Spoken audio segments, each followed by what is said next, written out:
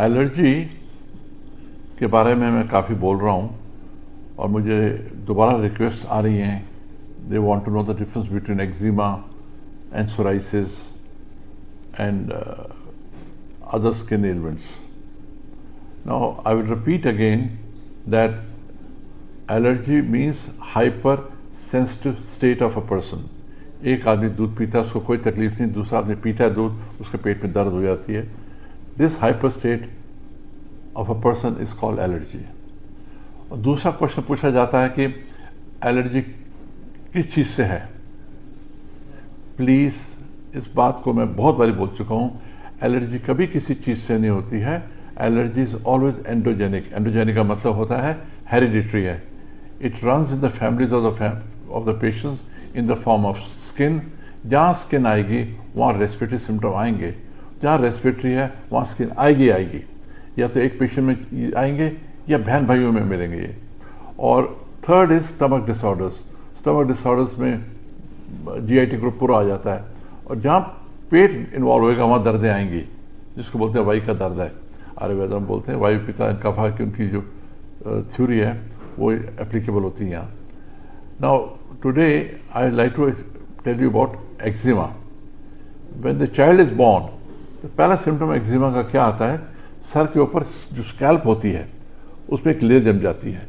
जो लेयर जमती है तो लोग उसको साबुन से धोते हैं कि मैल तो नहीं है.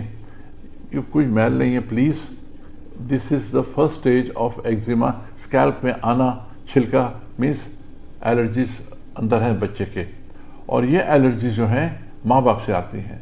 आप देखेंगे व्हेन वी टॉक अबाउट माँ बाप, नाना नानी, दादा दादी, मासी, मामा, चाचा, ताया, बुआ में आपको एलर्जीज मिलेंगी. जैसे बच्चा पैदा हुआ है उसको अगर स्किन में ये रैश आई है तो उसके बहन भाइयों में देखना जुकाम, साइनसाइटिस, टॉन्सिलाइटिस, एडिनोइटिस मिलेगा.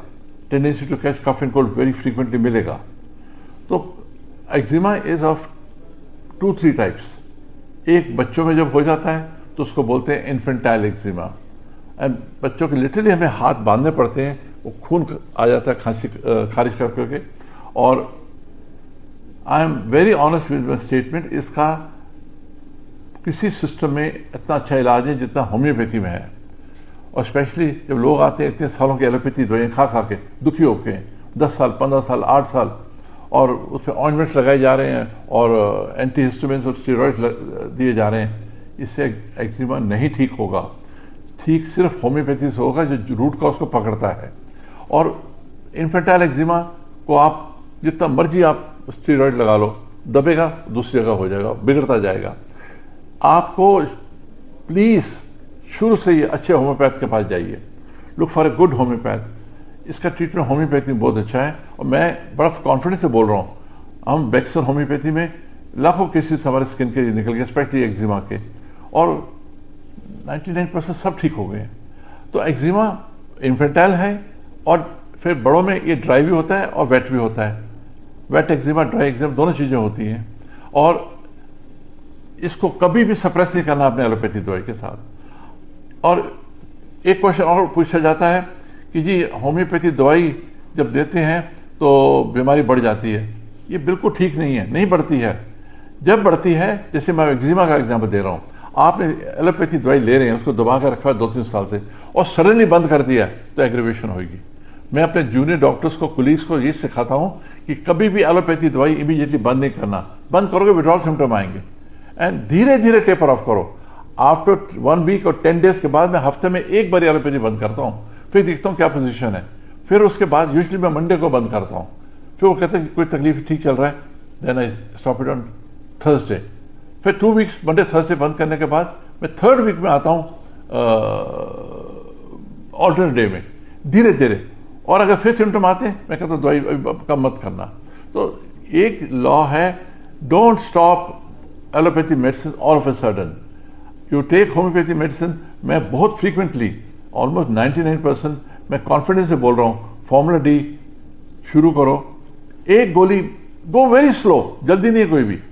मंडे एंड थर्सडे 1 टैबलेट, एक गोली मंडे थर्सडे, एंड 2 वीक देखो. आप देखेंगे खारिश कम है, इंटेंसिटी कम है, रैशेस कम है।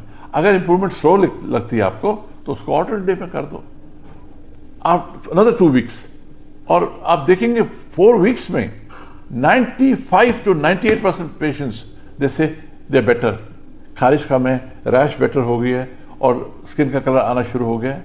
और साथ में बच्चों के लिए तो इतनी डाइट इंपॉर्टेंट नहीं कि वो दूध पीते हैं, बड़ों के लिए मैं बोलता हूँ नॉन वेज नहीं खाना है, alcohol is bad for skin, chocolates are bad, बैंगन, ये चीजें आप अवॉइड करिए, एक्जिमा ठीक हो जाता है। फिर भी आपको कोई तकलीफ है, please contact us, we will ready to help you any time.